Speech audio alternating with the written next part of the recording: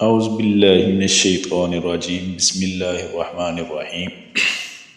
آج کی اس ویڈیو میں پہلے پارے کی مکمل اردو تفسیر شیئر کی جائے گی۔ اس پارے میں 5 باتیں ہیں۔ پہلی تو اقسام انسان، دوسری اعجاز قرآن، تیسری قصہ تخلیق حضرت آدم علیہ السلام،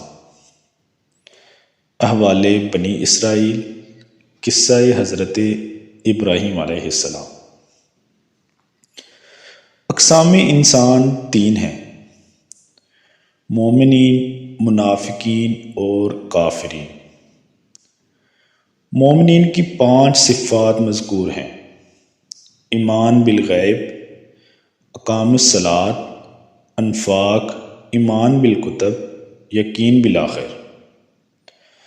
منافقین کی کئی خصلتیں مذکور ہیں: جھوٹ، دھوکہ، عدم شعور، قلبی بیماریاں، سفاہت، احکام الہی کی استہزائی، فتنہ و فساد، جہالت، ضلالت، تذبذب۔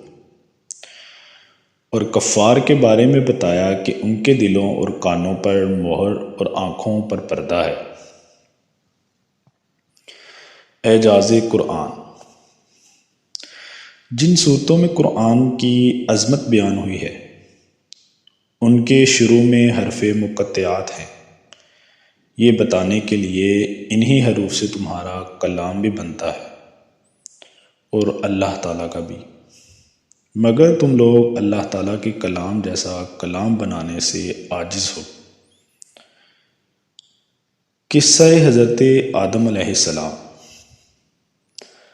اللہ تعالیٰ کا حضرت آدم علیہ السلام کو خلیفہ بنانا، فرشتوں کا انسان کو فسادی کہنا، اللہ تعالیٰ کا آدم علیہ السلام کو علم دینا، فرشتوں کا اقرار عدم علم کرنا، فرشتوں سے آدم علیہ السلام کو سجدہ کروانا، شیطان کا انکار کرنا، پھر مردود ہو جانا، جنت میں آدم و حوا علیہ السلام کو شیطان کا بہکانا اور پھر انسان کو خلاقت ارض عطا ہونا۔ احوال بنی اسرائیل۔ ان کا کفران نعمت اور اللہ تعالیٰ کا ان پر نعمت نازل کرنا بھی اسی صورت میں ہے، اسی پارے میں ہے۔